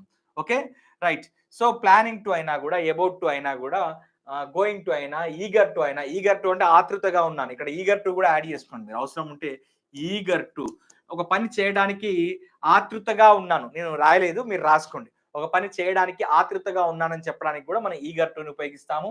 Able to, willing to, going to, planning to, eager to వీటి యొక్క మీనింగ్స్ ఏంటి? ఏబుల్ టు అంటే చేయగలిగే స్థితిలో ఉండటం, విల్లింగ్ టు అంటే చేయడానికి ఇష్టంగా ఉండటం, ప్లానింగ్ టు అంటే చేయడానికి ప్రణాళికతో ఉండటం, గోయింగ్ టు అంటే చేయడానికి సిద్ధంగా ఉండటం, ఈగర్ టు అంటే చేయడానికి ఆతృతగా ఉత్సుకగా ఉండటం అనేది అర్థం. Okay, so I am able to play అంటే నేను ఆడగలిగే స్థితిలో ఉన్నాను. ఆడలేని స్థితిలో అంటే ఐ ఆమ్ నాట్ అంటే సరిపోతుంది. I am not able to, I am not able to play, నేను ఆడలేని స్థితిలో ఉన్నాను, నాకు కొంచెం ఇంజురీ అయింది, దెబ్బ తగిలింది, నేను ఆడలేని స్థితిలో ఉన్నాను అని చెప్పడానికి అలా చెప్తుంటాం అన్నట్టు. నేను ఆడడానికి ఇష్టంగా ఉన్నానని చెప్పాలనుకోండి, I am willing to play. నేను రావడానికి ఇష్టంగా ఉన్నాను మీతో అని చెప్పాలనుకోండి, I am willing to come. నేను ఆడడానికి ఒక ప్రణాళికతో ఉన్నాను, మంచి ప్రణాళికతో ఉన్నాను, ఈ మ్యాచ్ లో ఎట్లయినా సెంచరీ కొట్టడానికి ప్రణాళికతో ఉన్నానని చెప్పడానికి I am planning to play well. నేను చాలా ఉత్సాహంతో ఉన్నాను, ఉత్సుకతతో ఉన్నానని చెప్పడానికి ఐఎమ్ ఈగర్ టు ప్లే, ఎప్పుడెప్పుడా అని ఆడదామని చెప్పి చూస్తున్నాను అని చెప్పే క్రమంలో అలా చెప్తుంటాం అన్నట్టు. నేను ఆడబోతున్నాను, I'm going to play, I'm going to play. So I తీసేయండి, వి పెట్టండి, వి పెడితే we're able to, they are able to అవుతుంది. వీఆర్ ఏబుల్ టు ప్లే అంటే మేము ఆడగలిగే స్థితిలో ఉన్నట్టు దాని అర్థం అన్నట్టు. ఓకే, అది కూడా అర్థమైంది. టూ తర్వాత ఎప్పుడైనా గుర్తుపెట్టుకోండి, ఇంగ్లీష్ లో టూ తర్వాత వర్బ్ యూజ్ చేయాల్సి వస్తే ఫస్ట్ ఫామ్ లో యూజ్ చేయండి. టూ తర్వాత వర్బ్ యూజ్ చేయాల్సి వస్తే ఫస్ట్ ఫామ్ లో ఎలా? స్లీప్, ప్లే, డ్రింక్, రైట్, ఇలా ఫస్ట్ ఫామ్ లో యూజ్ చేయండి. ఐఎన్జి ఫామ్ లో, పాస్ట్ ఫామ్ లో కాకుండా ఫస్ట్ ఫామ్ లో యూజ్ చేయండి. షెల్ హ్యావ్ టు, ఇంతకుముందు ఏం చెప్పాను మీకు? హ్యావ్ టు అంటే ప్రస్తుతమే ఒక పనిని బాధ్యతగా చేయాల్సి ఉంటుంది లేదా చేయాల్సి వస్తుంది లేదా చేయాల్సి ఉంది అని చెప్పే క్రమం లోపల మనము యూజ్ చేస్తామని చెప్పాను. ఇక్కడ చూడండి, ఆల్రెడీ ఇక్కడ మీకు చెప్పాను. ఇక్కడ ఎక్కడ చెప్పాను? రైట్, ఇక్కడ చెప్పాను. చేయాల్సి ఉంది, చేయాల్సి వస్తుంది లేదా చేయాల్సి ఉంది అని చెప్పే క్రమంలో. మరి will have to, shall have to అని ఎప్పుడు యూజ్ చేస్తాము? షెల్, విల్ అంటేనే మనకు క్లియర్ గా తెలుసు అది భవిష్యత్తులో, భవిష్యత్తులో చేయాల్సి ఉంది, భవిష్యత్తులో చేయాల్సి ఉంది అని చెప్పే క్రమం లోపల ఇలా చెప్తుంటాం. భవిష్యత్తులో ఇది షెల్, విల్ కాబట్టి ఫ్యూచర్ లో మనము చెప్పడానికి భవిష్యత్తులో దీన్ని రాసుకోండి. ఇక్కడ భవిష్యత్తు అని కూడా రాసుకోండి. ఇక్కడ మీరు చేయాల్సి వస్తుంది అని చెప్పే క్రమం లోపల sorry, excuse me, right. So ఇంతకుముందు ఈ ఈడి తీసేయండి. వాంట్ టు అని ఎప్పుడు చెప్పాను? ప్రస్తుతం నేను చేయాలనుకుంటున్నాను అని చెప్పే క్రమంలో లోపల వాంట్ టు యూజ్ చేస్తాము. ప్రస్తుతం నేను చేయాలనుకుంటున్నాను చెప్పడంలో విష్ టు కూడా యూజ్ చేస్తాము. మరి ఈడి యాడ్ చేస్తే పాస్ట్ అయిపోయింది. ఇది వాంటెడ్ టు, విష్ టు అంటే ఒక పనిని నేను చెయ్యాలనుకున్నాను బట్ చేయలేకపోయాను. నేను నిన్న మిమ్మల్ని మీట్ అవ్వాలనుకున్నాను, చాలా ట్రై చేశాను బట్ మీట్ అవ్వలేకపోయాను. సింపుల్గా ఎలా చెప్పాలి? I wanted to meet you, but I couldn't. నేను మీట్ అవ్వలేకపోయాను. I wish to meet you but I couldn't. అంటే నేను ఆ పనిని చేయలేకపోయాను అని దాని అర్థం. హ్యాడ్ టు అంటే మనకి ఇష్టం ఉన్నా లేకపోయినా ఆ పనిని చేయాల్సి వచ్చింది అని చెప్పి దాని అర్థం. ఫర్ ఎగ్జాంపుల్ మీరు 'మన్మధుడు' సినిమాని చూసే ఉంటారు, నాగార్జున గారిది. 'మన్మధుడు' సినిమాలో అలాగ ఆఫీస్ పని మీద సోనాలి బెంద్రే గారు, తర్వాత మా నాగార్జున ఇద్దరు కలిసి ఆహ్, లండన్ వెళ్తారు. పారిస్ వెళ్తారు, ఫ్రాన్స్‌కి. సో, పారిస్ అనే ఫ్రాన్స్ క్యాపిటల్ సిటీ కాబట్టి పారిస్‌కెళ్తారు. పారిస్‌లో అక్కడ వీళ్ళ కంపెనీ రిప్రజెంటేటివ్ వీళ్ళని రిసీవ్ చేసుకునేది బ్రహ్మానందం గారు ఉంటారు. బ్రహ్మానందం ఒక నీగ్రో లేడీని పెళ్లి చేసుకుంటారు. సో, వాళ్ళ ఇంటికెళ్ళిన తర్వాత వాళ్ళ ఇంట్లో విడిది ఉంటుంది కాబట్టి నాగార్జున గారు అడుగుతారు. అందులో బ్రహ్మానందం గారి పేరు లవంగం. సో, బ్రహ్మానందం గారిని నాగార్జున గారు అడుగుతారన్నట్టు. లవంగం గారు మీరు ఆవిడని లవ్ చేసారా? ఆవిడ మిమ్మల్ని లవ్ చేసిందా? బ్రహ్మానందం గారు చాలా చమత్కారంగా దానికి మాటల రచయిత అయినటువంటి మాటల మాంత్రికుడు త్రివిక్రమ్ శ్రీనివాస గారు రాశారు కాబట్టి, బ్రహ్మానందం గారు ఏమంటారంటే దానికి రిప్లైగా, ముందు తను లవ్ చేసింది. తర్వాత నేను చెయ్యాల్సి వచ్చింది. ఏం చేయాల్సి వచ్చింది? లవ్ చేయాల్సి వచ్చింది. I had to love her. అంటే ఒక పని ఇష్టం ఉన్నా లేకున్నా కంపల్షన్‌తో కంపెల్లింగ్‌గా చేయాల్సి వచ్చినప్పుడు అప్పుడు మనం ఈ సందర్భంలో అలాంటి సందర్భంలో మనము I had to love her అని చెప్పి బ్రహ్మానందం గారు అన్నారన్నట్టు అక్కడ దాని అర్థం. ఐ హాడ్ టు ఈ రోజు నాకు హెల్త్ బాలేదు. బట్ మీరందరూ వెయిట్ చేస్తున్నారు కాబట్టి క్లాస్ తీసుకోవాల్సి వచ్చిందనుకోండి. I had to take a class today. I had to teach for 2 hours. 2 గంటలు చెప్పాల్సి వచ్చింది. మీరు నా కోసం వెయిట్ చేస్తున్నారు కాబట్టి. ఈ రకంగా. రైట్? సో, యూజ్డ్ టు అంటే ఒకప్పుడు అలవాటుగా చేసేవాడిని. ఒకప్పుడు నేను చాలా సినిమాలు చూసేవాడిని అని చెప్పాలనుకోండి. అప్పుడు సింపుల్‌గా ఎలా చెప్తారు? I used to watch many movies అని చెప్తారు. నేను చాలా కాలేజ్ బంక్ కొట్టేవాడిని. చాలా సార్లు అలా చేశానని చెప్పాలనుకోండి. I used to bunk my colleges. My college. Bunk అంటే అబ్సెంట్ అవ్వటం. కాలేజ్‌కి వెళ్ళకుండా డుమ్మా కొట్టడాన్ని బంక్ అంటాం అన్నట్టు. రైట్? నేను చాలా టూర్స్ వెళ్ళేవాడిని. లాంగ్ డ్రైవ్స్ వెళ్ళేవాడిని అని చెప్పాలనుకోండి. I used to go to long drives అని చెప్తాం. అంటే ఇప్పుడు చేయట్లేదు. ఒకప్పుడు అలవాటుగా ఆ పనిని చేసేవాడిని అని అర్థం. ఒకప్పుడు నేను 4 గంటలకే నిద్రలేసేవాడిని అని చెప్పాలనుకోండి. I used to wake up early in the morning at 4:00 అని చెప్తుంటాము. మరి ఇప్పుడు చేస్తున్నామా అంటే ఇప్పుడు ఆఫీస్ బిజీలో ఉన్నాం కాబట్టి ఏదో 7:00 లేసి 8:00 వరకు రెడీ అయిపోయి 9:00 వరకు ఆఫీస్‌కి వెళ్తుంటాము. సో, సింపుల్‌గా ఒకప్పుడు చేసేవాడిని అని చెప్పే క్రమం లోపట ఐ యూజ్డ్ టు అని చెప్తుంటాం అన్నట్టు. Right? So, have and has ని ఎప్పుడు యూజ్ చేస్తారు? ఐవి యూదే ఉన్నప్పుడు హ్యావ్ యూజ్ చేయాలి. హీ షీ ఇట్ ఉన్నప్పుడు హ్యాస్ యూజ్ చేయాలి. గుర్తుపెట్టుకోండి. ఐ వి యు దే ఉంటే హ్యావ్ యూజ్ చేయాలి. హీ షీ ఇట్ ఉన్నప్పుడు హ్యాస్ యూజ్ చేయాలి. సింపుల్‌గా నేను ఏదైనా కలిగి ఉన్నానని చెప్పడానికి ఐ హావ్ ఏ పెన్ అని చెప్పడానికి, నేను కలిగి ఉన్నాను కాబట్టి నాకు పెన్ ఉందని చెప్పడానికి ఐ హావ్ ఏ పెన్ అని చెప్పడానికి హావ్‌ని యూజ్ చేస్తాం. మరి అతడి దగ్గర పెన్ ఉంది అని చెప్పాలనుకోండి. అప్పుడు ఎలా చెప్తారు? హీ హాస్ ఏ పెన్ అంటారు. He has a pen. నాకు చాలా సమస్యలు ఉన్నాయని చెప్పాలి. నాకు చాలా సమస్యలు ఉన్నాయి. I have many problems. అతనికి చాలా అప్పులున్నాయి. He has many debts. బిడిఎస్ అంటే డెబ్ట్స్ అంటే అప్పులు ఉన్నాయని దాని అర్థం. అతనికి చాలా కార్లు ఉన్నాయి. He has many branded cars. ఆమెకు చాలా ఆస్తులు ఉన్నాయి. She has lot of wealth. She has lot of wealth. ఆమెకు చాలా బంగారం ఉంది. She has lot of jewellery. ఈ రకంగా చెప్తుంటాం అన్నట్టు. సో, ఈ హావ్‌ని హాస్‌ని ఇలా కాకుండా మనము వర్బ్‌ని యూజ్ చేయాల్సి వస్తే, ఎప్పుడైనా వర్బ్‌ని యూజ్ చేయాల్సి వస్తే దీని పక్కన ఇప్పటి వరకు మనం చెప్పింది ఏంటి అని అంటే ఈ హ్యావ్ పక్కన హ్యాస్ పక్కన మనము ఒక నౌన్ యూజ్ చేసి చెప్పాం. నౌన్ అంటే name of A place, person, thing ఏదైనా కావచ్చు. నా దగ్గర పెన్ ఉంది అంటే ఐ హావ్ ఏ పెన్ అని చెప్పి చెప్పాం. ఐ హావ్ ఏ పెన్ అని చెప్పి చెప్పాము. ఇప్పుడు నౌన్ యూజ్ చేసి. అతని దగ్గర ఉందంటే హీ హాజ్ ఏ పెన్ అని సింపుల్ గా ఇలా చెప్తుంటాం అన్నట్టు. నా దగ్గర కార్ ఉంది అని చెప్పడానికి ఐ హావ్ ఏ కార్ అని చెప్తాం. బైక్ ఉంది అని చెప్పడానికి ఐ హావ్ ఏ బైక్ అంటాం. నాకు సమస్య ఉంది అని చెప్పడానికి ఐ హావ్ ఏ ప్రాబ్లం అంటాము. నా దగ్గర ఒక క్వశ్చన్ ఉంది అని చెప్పడానికి ఐ హావ్ ఏ క్వశ్చన్ అని అంటాం. నా దగ్గర ఆన్సర్ ఉంది అని చెప్పడానికి ఐ హావ్ ఏ నా ఆన్సర్ అంటాం. ఐ హావ్ ఆన్సర్ అంటాం. అతని దగ్గర ఉంది అని చెప్పడానికి హీ హ్యాస్ అని యూజ్ చేయాలి. రైట్? సో, హ్యాస్ కి హావ్ కి మధ్యన డిఫరెన్స్ ఏంటి అని అంటే ఐవి యూ దే ఉన్నప్పుడు హ్యావ్ యూజ్ చేయాలి. హీ షీ ఇట్ ఉన్నప్పుడు హ్యాస్ యూజ్ చేయాలి. ఇది ఒక్కటి మీరు అర్థం చేసుకుంటే సరిపోతుంది. రైట్? నెక్స్ట్ ఏంటి అని అంటే ఇప్పుడు యాక్చువల్ సబ్జెక్ట్ లోకి ఎంటర్ అవుతున్నాము. హ్యావ్ ని హ్యాస్ ని మనం వర్బ్ తో కనుక యూజ్ చేస్తే, ఇది నౌన్ తో యూజ్ చేస్తున్నాం. వర్బ్ తో కనుక యూజ్ చేస్తే మనం ఏం చేయాలి అని అంటే వర్బ్ని V3 form, that is past participle ఫామ్లో యూజ్ చేయాలి. V3 అంటే పాస్ట్ పార్టిసిపుల్ ఫామ్లో యూజ్ చేయాలి. Right, past participle form of the verb. మన వశిష్ట 360 స్పోకెన్ ఇంగ్లీష్ బుక్లో ఎన్నో ఫార్మ్స్ ఆఫ్, అంటే ప్రతి ఒక్క వర్బ్కి 5 కాంజుగేషన్ ఆఫ్ వర్బ్స్ ఉంటాయి. కొన్ని వేల వర్బ్స్ ఉంటాయి. ప్రతి ఒక్క వర్బ్కి మళ్ళీ 5 కాంజుగేషన్ ఆఫ్ వర్బ్స్ ఉంటాయి. Past participle form of the verb అంటే ఏంటో చూడండి ఒకసారి. మనకు ఫర్ ఎగ్జాంపుల్ ఈట్ ఉందనుకోండి, పాస్ట్ ఫామ్ ఎయిట్. ఇక్కడ చెప్తాను చూడండి. ఈట్ ఉందనుకోండి, దీనికి పాస్ట్ ఫామ్ ఏంటి? ఎయిట్. మరి పాస్ట్ పార్టిసిపుల్ ఫామ్ ఏంటి? పాస్ట్ పార్టిసిపుల్ ఫామ్ వచ్చేసి ఈ10. సో ఇది కూడా పాస్ట్ ఫామే, ఇది కూడా పాస్ట్ ఫామే. కాకపోతే దీన్ని హ్యావ్ని యూజ్ చేసి చెప్తాం అన్నట్టు. హ్యావ్ని లేదా హ్యాజ్ అని యూజ్ చేసి చెప్తుంటాం అన్నట్టు. హ్యావ్ లేదా హ్యాజ్ అని యూజ్ చేసి చెప్తాము.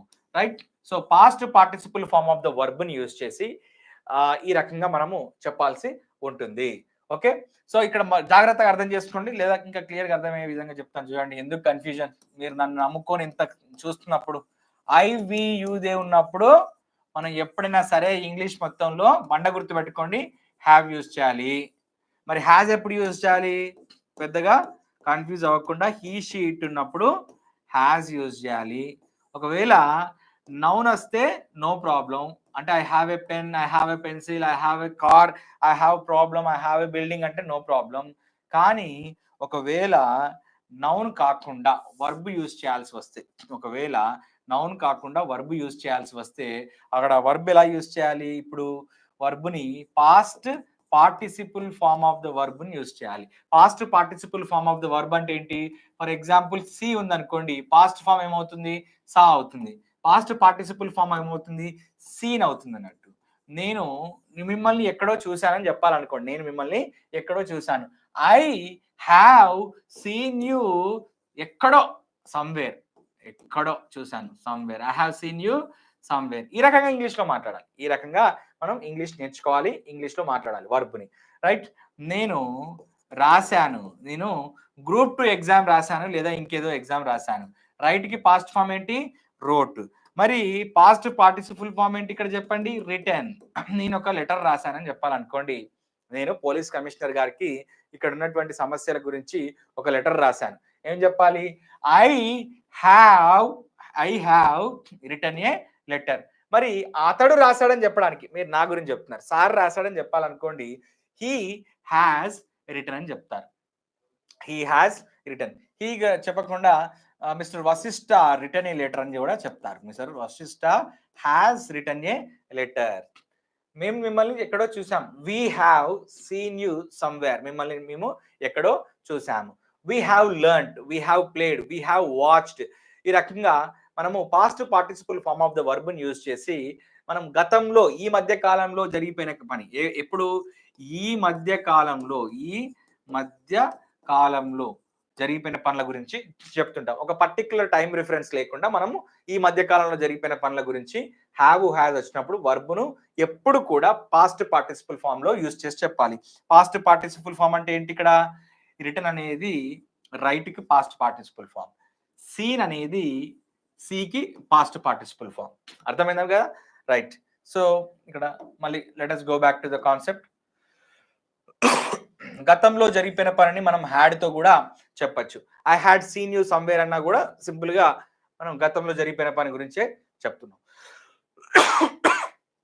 Should have, sorry, excuse me, water దాకా చెప్తాను మీకు మళ్ళీ.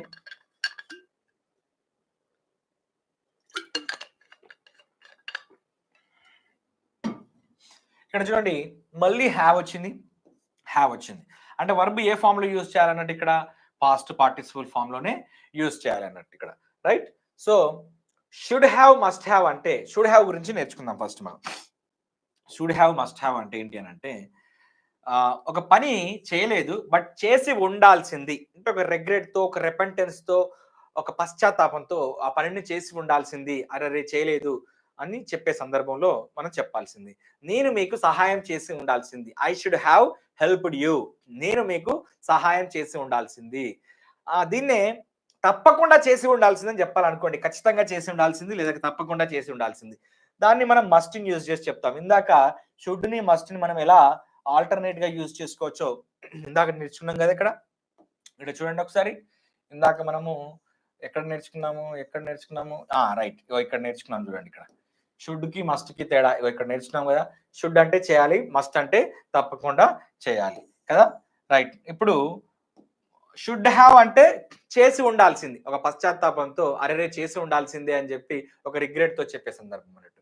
మస్ట్ హ్యావ్ అంటే దాన్నే కొంత ఇంకా ఎంఫసిస్ చేసి నొక్కి తప్పకుండా చేసి ఉండాల్సింది, అరే చేయలేదు అని చెప్పిన సందర్భం అన్నట్టు.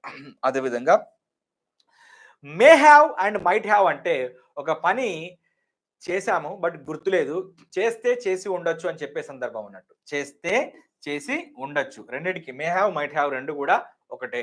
నేను మిమ్మల్ని ఎక్కడో చూస్తే చూసి ఉండొచ్చు, లేదా మిమ్మల్ని ఎక్కడో మీట్ అయితే మీట్ అయి ఉండవచ్చు. సింపుల్గా ఎలా చెప్పాలి? I may have seen you somewhere. I may have seen you somewhere. ఎక్కడో చూస్తే చూసి ఉండొచ్చు, ఎక్కడో మిమ్మల్ని కలిస్తే కలిసి ఉండొచ్చు. I may have met you somewhere. ఎక్కడ మిమ్మల్ని కలిస్తే కలిసి ఉండొచ్చు. మరి మే యూజ్ చేయాలా మైట్ యూజ్ చేయాలంటే it is your wish, it is up to you. You can either use may have or might have. But చేస్తే చేసి ఉండొచ్చు అని చెప్పే సందర్భంలో ఇలా ఉంటుంది. సార్ మేము ఐ యూజ్ చేయం, వి యూజ్ చేస్తామనంటే వి మే హ్యావ్.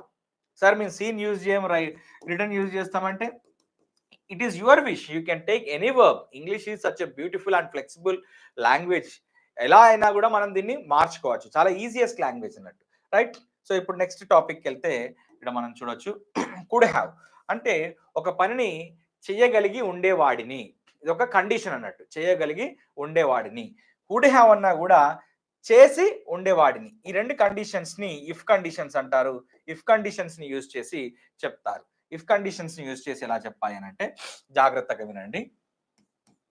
ఇఫ్ అంటేనే అయితే అని అర్థం. అంటే ఇది నిజ జీవితంలో జరగలేదు, ఇది ఒక కండిషన్, ఇలా అయ్యి ఉంటే అలా జరిగి ఉండేది అని చెప్పే సందర్భం అన్నట్టు ఇది. ఇఫ్ యు హ్యాడ్ తర్వాత వర్బ్ ఏ ఫామ్ లో రావాలి? పాస్ట్ పార్టిసిపుల్ ఫామ్ లో రావాలి. నిజంగా నేను చెప్పానా మీకు ఇందాక?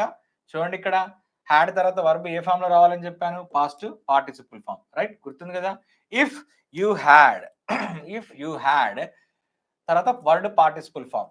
Invited, if you had invited me. If you had invited me. If you had invited me. నన్ను మీరు ఇన్వైట్ చేసి ఉంటే, నన్ను మీరు ఇన్వైట్ చేసి ఉంటే, ఆహ్వానించి ఉంటే, నేను తప్పకుండా వచ్చి ఉండగలిగేవాడిని. తప్పకుండా వచ్చి ఉండగలిగేవాడిని అని చెప్పడానికి ఐ కుడ్ హ్యావ్ అటెండెడ్ అంటే హాజరై ఉండగలిగేవాడిని. ఐ కుడ్ హ్యావ్ అటెండెడ్ అనకంటే కమ్ అని కూడా చెప్పండి, no problem. I could have come or I could have attended for sure or definitely. నేను తప్పకుండా వచ్చి ఉండగలిగే వాడిని. కుడ్ హ్యావ్ అంటే ఏంటి? దాని మీనింగ్ ఒక పనిని చేసి ఉండగలిగే వాడిని. ఇక్కడ చూడండి, మళ్ళీ అదే రాశాను ఇక్కడ. ఇక్కడ ఒక పనిని చేయగలిగి ఉండేవాడిని అందరు అర్థం కదా ఇక్కడ. అందుకని మళ్ళీ తీసుకుందాము ఆ ఎగ్జాంపుల్ ని. నేను వచ్చి ఉండగలిగే వాడిని అంతని అర్థం. ఇప్పుడు నెక్స్ట్ దీన్నే ఇదే కండిషన్ తో ఇలా రాద్దాం. I would have attended. I would have attended. I would have attended అంటే ఇదంతా కూడా నిజ జీవితంలో జరగలేదు, ఇదంతా కూడా ఒక కండిషన్, ఇదంతా కూడా ఇమాజినేషన్ లో జరుగుతుంది. ఐ వుడ్ హ్యావ్ అటెండెడ్ అంటే నేను అటెండ్ అయి ఉండేవాడిని అని దాని అర్థం. సింపుల్ గా అటెండ్ అయి ఉండేవాడిని. ఒకసారి చూడండి, ఇక్కడ కుడ్ హ్యావ్ అంటే నేను చేయగలిగి ఉండేవాడిని, వుడ్ హ్యావ్ అంటే చేసి ఉండేవాడిని. వీటి గురించి ఇంకా డెప్త్ గా నేర్చుకోవాలనుకుంటే మన 45 డేస్ స్పోకెన్ ఇంగ్లీష్ కోర్సులో ఈ క్లాస్ ఓపెన్ చేసి ఆ బుక్ లో చూస్తూ ప్రాక్టీస్ చేయండి ఇంకా. Right, okay. ఇప్పుడు బీ ఫార్మ్స్ గురించి చెప్పే ప్రయత్నం చేస్తాను. ఇప్పటికే చాలా క్లాస్ లేట్ అవుతుంది. ప్రజెంట్ బీ ఫార్మ్స్ గురించి అయితే యామ్, ఈజ్, ఆర్ ని తీసుకుంటే సరిపోతుంది. ప్రస్తుతం చేస్తున్న పని గురించి చెప్పాలంటే I am teaching, you are listening. I am teaching, you are listening. And it is working, it is working. It is అంటే ఐ యామ్ రైటింగ్, నేను రాస్తున్నాను. ఈ బోర్డు పనిచేస్తుంది. It is working. You are watching. It is అని use చేసి it use చేస్తాం. I am అని use చేసి ఐతో యూజ్ చేస్తాం. And you are, we are learning, are తో యూజ్ చేసి చెప్తాం. ప్రస్తుతం చేస్తున్న పని గురించి చెప్పినప్పుడు మనము ఇలా యామ్, ఈజ్, ఆర్ యూజ్ చేస్తాం. గతంలో గురించి చెప్పినప్పుడు, పాస్ట్ లో చెప్పినప్పుడు, గతంలో చేస్తున్న పనుల గురించి చెప్పినప్పుడు మనము వాజ్ వర్ ని యూజ్ చేసి చెప్తాము. షెల్ బి, విల్ బి అంటే భవిష్యత్తులో, ఫ్యూచర్ లో గురించి చెప్పినప్పుడు షెల్ బి, విల్ బి. భవిష్యత్తులో చేస్తున్న పనుల గురించి చెప్పాలనుకున్నప్పుడు ఇలా షెల్ బి విల్ బితో చెప్తాం. బేసికల్ గా ఇక్కడ మీరు ఒక పాయింట్ అర్థం చేసుకోవాలి. బి అంటే ఏంటి? బి అంటే ఉండు అని చెప్పి దాని అర్థం. బి హియర్ అంటే ఇక్కడ ఉండు, అక్కడ ఉండు అంటే బి దేర్, ఇక్కడ ఉండు అంటే బి హియర్. బట్ చేస్తూ ఉంటాను అని చెప్పడానికి, ఇప్పుడు చేస్తూ ఉంటానని చెప్పడానికి సింపుల్ గా బీని యూజ్ చేయం, కానీ ఐఆమ్ టీచింగ్, ఇప్పుడు చేస్తున్నాను, ఈ పనిని చేస్తున్నాను, నేను ఇప్పుడు బోధిస్తున్నాను. బట్ గతంలో బోధిస్తున్నానని చెప్పడానికి ఐ వాజ్ టీచింగ్. భవిష్యత్తులో బోధిస్తూ ఉంటానని చెప్పడానికి I shall be or I will be teaching. I shall be teaching or I will be teaching. భవిష్యత్తులో బోధిస్తూ ఉంటాను. సో బీని ఇక్కడ యూజ్ చేసాం. సింపుల్ గా బి అంటే ఉండు లేదా ఉండుట. సింపుల్ గా దీన్ని పని రూపంలో చేస్తున్నప్పుడు చేస్తూ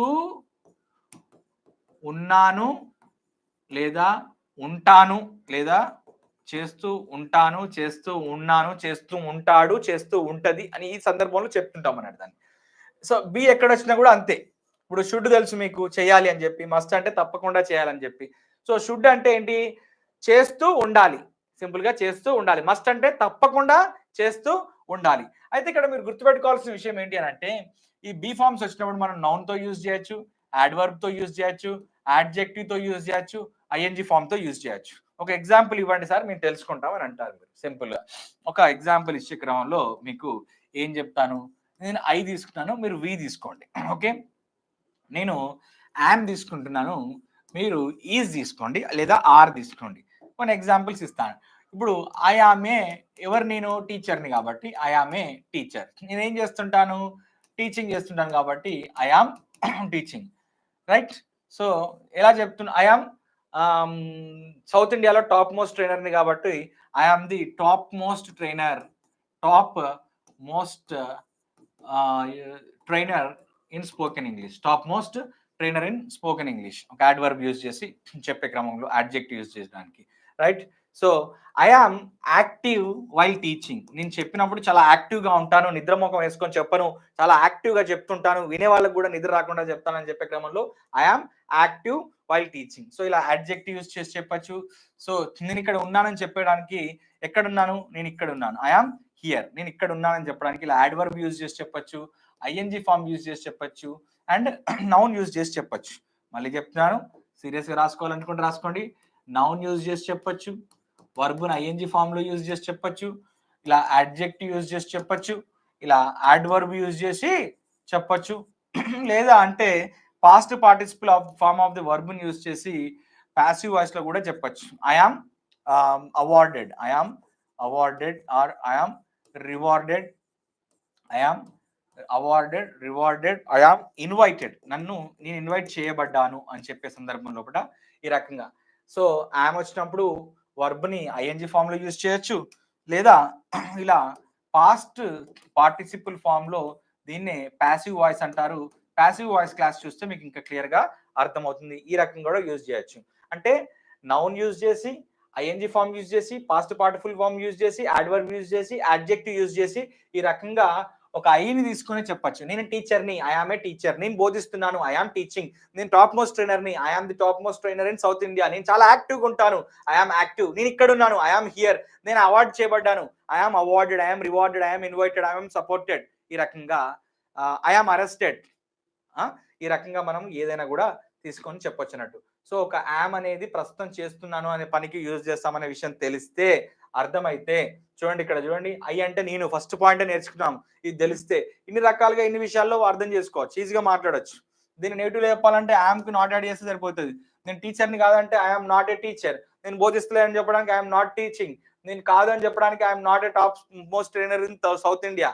అండ్ నేను యాక్టివ్గా ఉండని చెప్పడానికి ఐఎమ్ నాట్ సో యాక్టివ్. నేను ఇక్కడ లేని చెప్పడానికి I'm not here in Hyderabad. నన్ను ఇన్వైట్ చేయలేదు, నేను ఇన్వైట్ చేయబడలేదు అని చెప్పడానికి ఐఎమ్ నాట్ ఇన్వైటెడ్. ఓకే, ఈ రకంగా మనము చెప్పచ్చు అన్నట్టు. అర్థమైంది కదా? ఓకే, సో బి వచ్చినప్పుడు నౌన్ తో, ING form of the verb తో, యాడ్వర్బ్ తో, యాడ్జెక్టివ్ తో, past participle form of the verb use చేసి కూడా చెప్పచ్చు. సో బి అంటే ప్రస్తుతం అయితే యామ్ ఈజ్ ఆర్, గతంలో అయితే వాజ్ వర్, పాస్ట్ ఫ్యూచర్ లో అయితే షెల్ బి విల్ బి, చేస్తూ ఉండాల్సింది అని చెప్పడానికి, చేస్తూ ఉండాలి అని చెప్పడానికి షుడ్ బి, తప్పకుండా చేస్తూ ఉండాలి అని చెప్పడానికి మస్ట్ బి. అదే విధంగా ఇంకొన్ని ఎగ్జాంపుల్స్ ని కూడా చెప్పే ప్రయత్నం చేస్తాను. చాలా పెద్దగా ఉంది క్లాస్ ఇంకా. బి అంటే మీకు తెలుసు ఉండు లేదా ఉండుట. కెన్ అంటే చేయగలను. చేస్తూ ఉండగలను అని చెప్పడానికి కెన్ బి యూజ్ చేస్తాం. చేస్తూ ఉండగలిగాను అని చెప్పడానికి కుడ్ బిని యూజ్ చేస్తాం. మే అండ్ మైట్ కూడా మీకు తెలుసు. ఒక పని గ్యారంటీగా కాకుండా 100% కాకుండా జరిగితే జరగొచ్చు, లేకపోతే లేదు అని చెప్పే సందర్భంలో ఒక కొంత డౌట్‌ఫుల్‌గా చెప్పే సందర్భంలో చెప్తుంటాం. మేబీ చేస్తూ ఉండొచ్చు. అంత పెద్ద ఐడియా లేదు. చేస్తూ ఉండొచ్చు. I may be teaching after 4 years. నేను 4 ఇయర్స్ తర్వాత బోధిస్తూ ఉండొచ్చు, ఉండకపోవచ్చు. రిటైర్మెంట్ కూడా తీసుకోవచ్చు. Dhoni may be playing cricket after 5 years. 5 years తర్వాత కూడా ధోని ఆడుతూ ఉండొచ్చు, ఉండకపోవచ్చు. రైట్? ఆ రకంగా. సో మే అండ్ మైట్ ని ఎలా ఎక్స్చేంజబుల్ గా యూజ్ చేసుకోవాలో కూడా తెలుసు మీకు. రైట్? వుడ్ బి అంటే ఒకప్పుడు చేస్తూ ఉండేవాడిని. వుడ్ అంటే తెలుసు కదా మీకు, ఒకప్పుడు అలవాటుగా చేసేవాడిని అని చెప్పే సందర్భాల్లో మనం యూజ్ చేస్తాం. రైట్? బి అంటే ఏంటి? సింపుల్ గా అన్నిట్లలో చేస్తూ చేస్తూ చేస్తూ చేస్తూ చేస్తూ చేస్తూ ఉంది అని అంటే చేస్తూ ఉంటాను అని చెప్పే సందర్భం అన్నాడు అంతే. బి అనేది ఇక్కడ ఏం లేదు, అంతకు మించి ఏం లేదు. Have to be, has to be అని అంటే చేస్తూ ఉండాల్సి ఉంది. ఒక పనిని నేను యాక్టివ్‌గా నేర్చుకుంటూ ఉండాల్సి, I have to be learning English అంటే నేను ఇంగ్లీష్ నేర్చుకుంటూ ఉండాల్సి ఉంది. I have to be teaching English అంటే నేను ఇంగ్లీష్ బోధిస్తూ ఉండాల్సి ఉంది. ఆ సందర్భంలో యూజ్ చేస్తాం. నీడ్ టు, నీడ్స్ టు అంటే నీడ్, నీడ్స్ అంటేనే అవసరం ఉంది అని అర్థం. సో నీడ్స్ టు బి అని అంటే ఇక్కడ సింపుల్ గా చేస్తూ ఉండాల్సిన అవసరం ఉంది అని అర్థం. చేస్తూ ఉండాల్సిన అవసరం ఉంది. డేర్ టు, డేర్స్ టు అని అంటే ధైర్యంగా చేస్తూ ఉంటాను లేదా ధైర్యంగా చేస్తూ ఉంటాము, ఉంటాడు, ఉంటది అని దాని అర్థం. ఆట్ టు బి అంటే బాధ్యతగా, నైతిక బాధ్యతతో బాధ్యతగా చేస్తూ ఉంటాను, ఉండాలి అని దాని అర్థం. Want to, wants to, wish to, wishes to, would like to అని అంటే చేస్తూ ఉండాలనుకుంటాను, ఒక పని చేస్తూ ఉండాలనుకుంటాను. I always want to be a teacher. నేను ఎప్పుడు టీచర్ లాగా ఉండాలనుకుంటాను. I always want to be an inspiration. నేను ఎప్పుడు అందరికి ఇన్స్పిరేషన్ గా ఉండాలనుకుంటాను. ఐ విష్ టు బి అన్న అంతే, I would like to be అన్న అంతే. మీరు ఆల్టర్నేట్ గా ఏది అవసరం ఉంటే దాన్ని మీరు వాడుకుంటే సరిపోతుంది. రైట్? ఇందాక మీకు హ్యాడ్ గురించి చెప్పాను. సో ఫోర్స్ఫుల్ గా ఒక పని గతంలో చేయాల్సి వచ్చిందని చెప్పే సందర్భం. చేస్తూ ఉండాల్సి వచ్చింది. నాకు పెద్దగా ఇంట్రెస్ట్ లేకపోయినా కానీ నేను 10,000కి జాబ్ చేస్తూ ఉండాల్సింది. I had to be working for 10 hours for for 1 year, 1 long year నేను 10 అవర్స్ రెగ్యులర్ గా పనిచేస్తూ ఉండాల్సి వచ్చింది. నాకు పెద్దగా అవసరంగా లేకపోయినప్పటికీ కూడా ఆ పని చేస్తూ ఉండాల్సి వచ్చిందని చెప్పే సందర్భంలో యూజ్ చేస్తాం. Use to B, use to అంటే సాధారణంగా ఒకప్పుడు అలవాటుగా చేస్తుండేవాడిని, బట్ ఇప్పుడు చేయట్లేదని కదా. ఒకప్పుడు నేను చేస్తుండేవాడిని. I use to be watching many movies. I use to be a student. నేను ఒక స్టూడెంట్ గా ఉండేవాడిని. I use to be a good learner.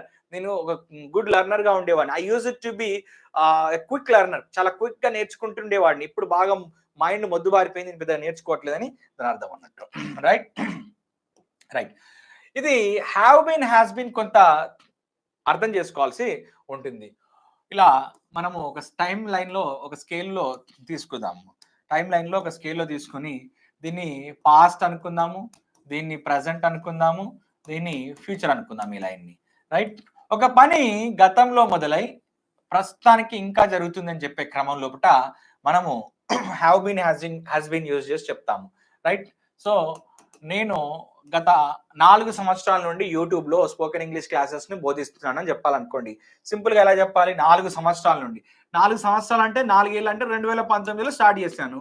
ఇది 2024 అనుకుందాము. రైట్? సో ఇప్పుడు కూడా ప్రస్తుతం కూడా నేను బోధిస్తూనే ఉన్నానని చెప్పడానికి ఈ రకంగా చెప్తాను అన్నట్టు. I have been teaching, I have been teaching since 2019. 2019లో స్టార్ట్ అయింది. 2024లో కూడా ఇంకా పని కొనసాగుతుంది. ఐవి యూదే ఉంటే have been, he she it ఉంటే హ్యాస్ బీన్. తెలిసిందే కదా మీకు. రైట్? హ్యాడ్ బీన్ అంటే ఏంటో తెలుసుకునే ప్రయత్నం చేద్దాం ఒకసారి. హ్యాడ్ బీన్ అంటే దీన్ని రాసుకోండి, ఒకసారి వీడియో పాజ్ చేసుకొని రాసుకోండి. రైట్? ఎవరు కూడా కంగారు పడద్దు.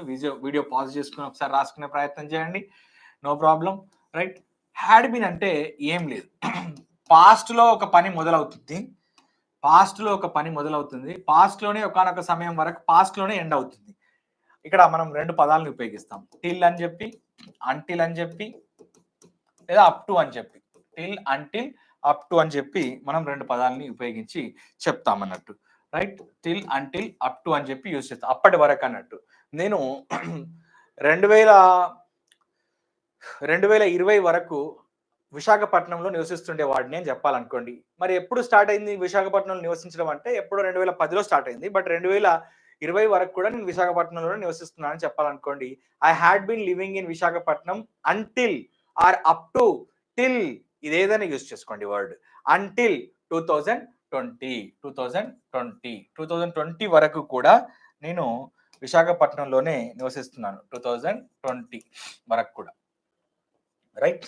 So shall have been, will have been అంటే ఏంటి అంటే భవిష్యత్తులో ఇదే మ్యాప్ లో మీకు క్లియర్ గా ఇంకా ఏసీ చూపిస్తాను, ఇంకా క్లియర్ గా అర్థమవుతుంది ఇక్కడ. రైట్, ఇంకా క్లియర్ గా అర్థమవుతుంది. ఇదే మ్యాప్ లో మీకు ఏసీ చూపిస్తాను. ఓకే, ఇది పెద్దగా యూజ్ చేయం ఇంగ్లీష్ లో, బట్ తెలుసుకుంటే బెటర్ కదా ఎక్కడ యూజ్ చేస్తామని. ఒక పని పాస్ట్ లో, ఇది పాస్ట్ కదా, ఒక పని ఇది పాస్ట్, ఇది ప్రజెంట్, ఇది వచ్చేసి ఫ్యూచర్, ఇది వచ్చేసి ఫ్యూచర్. రైట్, ఒక పని గతంలో మొదలైంది, ప్రస్తుతం కొనసాగుతుంది, ఫ్యూచర్ లో కూడా ఒక టైం వరకు కొనసాగుతుంది, 2030 వరకు కూడా పని కొనసాగుతుందని చెప్పాలనుకోండి. I will have been teaching English by 2030 అని చెప్తున్నాను. అంటే 2030 వరకు కూడా నేను ఇంగ్లీష్ బోధిస్తూనే ఉంటాను అని చెప్పే సందర్భం లోపల, ఇలా భవిష్యత్తులో కూడా చేస్తూనే ఉంటానని చెప్పే సందర్భం లోపల shall have been, will have been చెప్తుంటాం. Should have been and must have been అంటే తెలుసు మనకు. షుడ్ హ్యావ్, మస్ట్ హ్యావ్ అంటే కొంత రెగ్రెట్ తో చేసి ఉండాల్సింది, తప్పకుండా చేసి ఉండాల్సింది అని చెప్పే క్రమం కదా.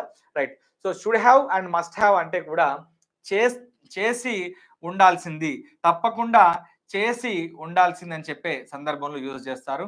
అండ్ దీని గురించి కూడా మీరు ఇంకా ఇన్డెప్త్ గా తెలుసుకోవాలనుకుంటే మన వశిష్ట 360 స్పోకెన్ ఇంగ్లీష్ బుక్ లో ఆ పర్టికులర్ క్లాస్ ని చూడండి. May have and might have been అన్నా కూడా అంతే, చేస్తే చేసి ఉండొచ్చు, చేస్తే చేసి ఉండొచ్చు అని చెప్పే సందర్భంలో దీన్ని వాడుతుంటాము. ఇంకా క్లియర్ గా could have been, would have been మీకు ఆల్రెడీ ఇంతకుముందు చెప్పాను. Could have and would have ఎప్పుడు యూజ్ చేస్తారంటే చేసి ఉండగలిగేవాడిని, చేస్తూ ఉండేవాడిని, చేసి ఉండగలిగేవాడిని, చేసి ఉండేవాడిని, సారీ చేసి ఉండగలిగేవాడిని, చేసి ఉండేవాడిని అని చెప్పే సందర్భంలో యూజ్ చేస్తారని చెప్పి ఇందాక చెప్పాను కదా. ఇక్కడ చూడండి ఒకసారి, లెట్ us గో బ్యాక్. ఎక్కడ నేర్చుకున్నాం మనము ఇందాక, ఇక్కడ ఫుల్ ఎగ్జాంపుల్స్ ఇచ్చాను కదా మీకు ఇక్కడ చాలా వరకు. రైట్, ఇక్కడ చూడండి, ఇక్కడ I could have, I would have, I could have and I would have అంటే చేసి ఉండగలిగేవాడిని, చేసి ఉండేవాడిని. ఒక పనిని చేసి ఉండగలిగేవాడిని కుడ్ హ్యావ్, ఒక పనిని చేసి ఉండేవాడిని వుడ్ హ్యావ్. దాన్నే ఇక్కడ ING form of the verb తో యూజ్ చేసి could have been, would have been అని చెప్పి చెప్తున్నాను. So hope you understand well. Thank you very much for giving this opportunity. ఇది కాకుండా, ఈ పదాలే కాకుండా ఇంకా కొన్ని పదాలు కూడా ఉంటాయి. ఆ పదాలని మనం నెక్స్ట్ క్లాస్ లో ఇన్ డెప్త్ గా నేర్చుకుందాము. రైట్, సో మీకేదో ఒక ఇన్ఫర్మేషన్ ఇవ్వాలనే ఉద్దేశంతో ఇంతసేపు తీసుకున్నాను. 9 పదాలు ఇప్పుడే నేర్చుకుందాం. చూడండి ఇక్కడ, what, why, when, where, which, whose, whom, who and how. ఈ పదాలు 9 పదాలు వచ్చినా కూడా మనకి ఇంగ్లీష్ లో ఎలాంటి క్వశ్చన్ అయినా కూడా మనము జాగ్రత్తగా చేయగలుగుతాం అన్నట్టు. రైట్, సో వాట్ అంటే ఏమిటి, వై అంటే ఎందుకు, వెన్ అంటే ఎప్పుడు, వేర్ అంటే ఎక్కడ, విచ్ అంటే ఏ లేదా ఏది, హూజ్ అంటే ఎవరిది, హూమ్ అంటే ఎవరిని, హూ అంటే ఎవరు, హౌ అంటే ఎలా. సో ఈ పదాలని బేస్ చేసుకొని కూడా ఇప్పుడు మనం చూసినటువంటి హెల్పింగ్ వర్బ్స్ ఏవైతే ఉన్నాయో, డూ కావచ్చు, డస్ కావచ్చు, డిడ్ కావచ్చు, షెల్ కావచ్చు, విల్ కావచ్చు, కెన్ కావచ్చు, కుడ్ కావచ్చు, వీటన్నిటిని యూజ్ చేసి నెక్స్ట్ క్లాస్ లో మనము ఇంకా ఇన్ డెప్త్ గా నేర్చుకునే ప్రయత్నం చేద్దాం. రైట్, సో ఈ క్లాస్ ఇంతటితో సమాప్తం. Thank you very much for giving this opportunity. All the best. ఎక్కడ